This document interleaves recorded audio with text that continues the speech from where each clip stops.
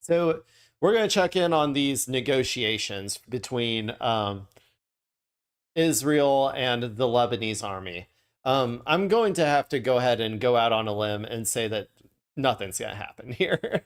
um, Israel, and the entire Western alliance has been asking for Lebanon to disarm Hezbollah and essentially enter a civil war with Hezbollah for the past 10 years. Uh, and so and the problem is that the Lebanese army is not even capable of doing that. So um and yeah, and also Israel is literally in the process of trying to colonize the Lebanon's land in the south. So anyway, we got Rubo, Lil Marco. He is out there.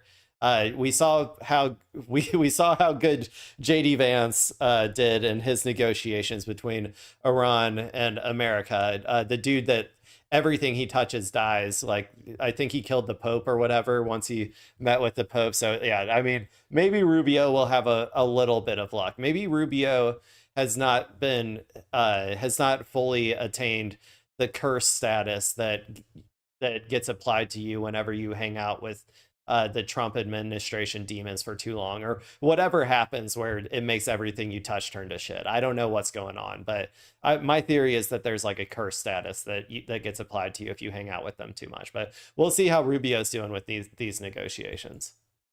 Well, we begin in Washington, where Lebanese and Israeli representatives have now arrived for their first direct talks in decades. The US then expecting to press for a halt to the conflict between Israel and Hezbollah amid fears that it could derail this fragile two-week ceasefire with Iran. Hezbollah launched missiles into Israel when Iran's supreme... You know, it would be good if you wanted to reach some sort of deal on that, is if you had someone from Hezbollah come to the fucking table, because the Lebanese army isn't going to do shit about that.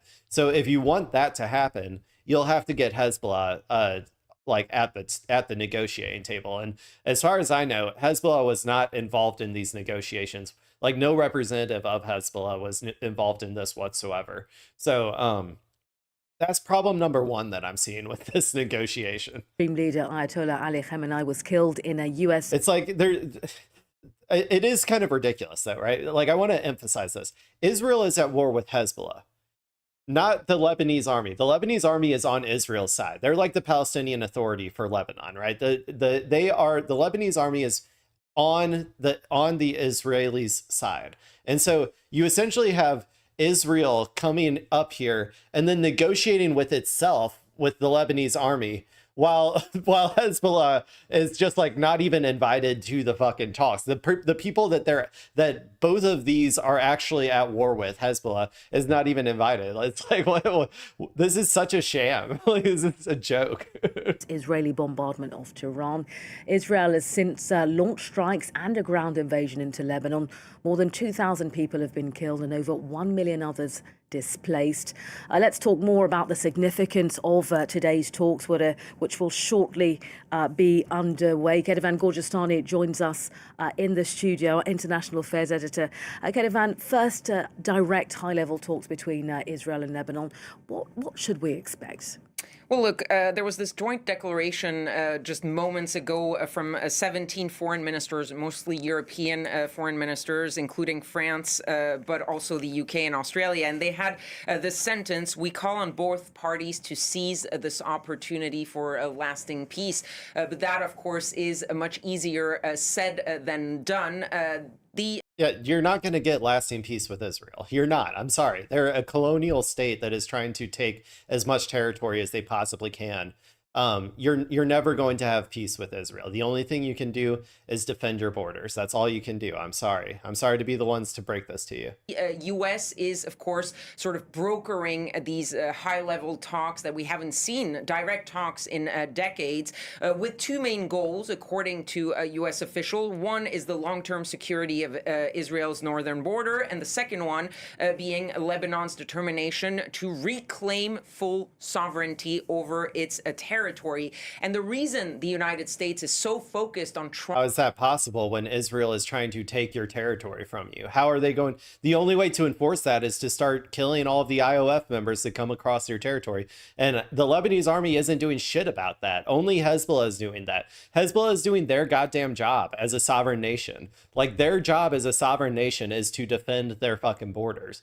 And they're not doing, the Lebanese army isn't doing shit. It's only Hezbollah. They should be thanking Hezbollah for that. Trying to get these two sides to agree to a ceasefire, a peace deal, is because there is this other negotiation, other ceasefire between the United States and Iran, and the situation in Lebanon is a complicating factor in those U.S.-Iran negotiations. So that's why the Americans have a stake in these talks. The problem is that the Lebanese and the Israelis are very far apart. When you look at what the president of Lebanon said about these talks, he said that they wanted a truce between Lebanon and Israel in order to be able to start real negotiations between these two countries that have been at war technically for a long time. The Israelis, they're saying peace and normalization between these two countries, but they don't want a ceasefire with Lebanon until the issue of Hezbollah is dealt with the Israeli foreign minister saying that it is Hezbollah that is the problem. Those are No, it's not. It's not. It's not. If Hezbollah was gone, Israel would have already taken all of Lebanon. Lebanon would no longer exist. They would have stolen the entire country of Lebanon, and it would now be Israel 2.0. Like, and all of the people of Lebanon would have been either killed, committed genocide, or would have been like thrown into like reservations or like concentration camps or something. If Hezbollah did not exist, Lebanon would not exist. So that's just like, I'm sorry that I have to break this to people. I don't understand why people don't understand this. Like, the only thing that will stop Israel is force. And the Lebanese army, like, if you want to see what happens to you if you get rid of Hezbollah, look at what is happening in the West Bank with the Palestinian Authority. The Lebanese army is essentially just the Palestinian Authority of Lebanon. Okay, so that's what would be happening to the people of Lebanon if they got rid of Hezbollah. Just so people are aware. The positions at which these two countries and their representatives that are in Washington today are starting off on in these probably sort of first opening talks to possible future talks. We spoke about Hezbollah there. They are a party to the conflict, but not involved in these talks, as we can see.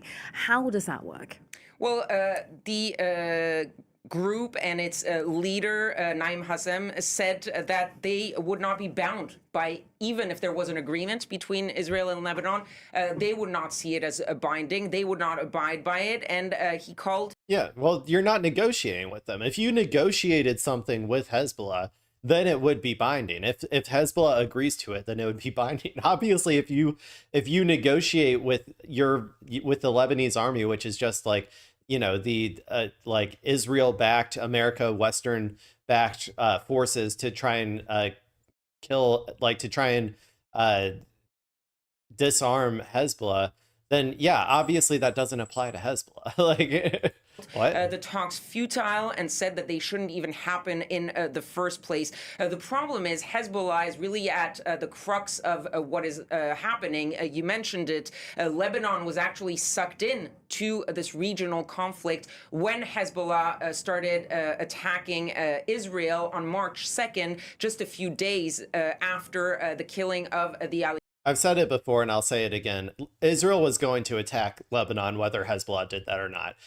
Israel has no qualm in just making up shit to then go invade you. Like, they don't need an excuse. Like, if they weren't already going to do this, a single rocket attack is not what made them do it. They were going to do this. They were planning on doing this, and they probably just thought, hey, we don't even have to make up a lie this time. We don't even have to make up a lie as to why we need to invade Lebanon and start trying to steal all their territory.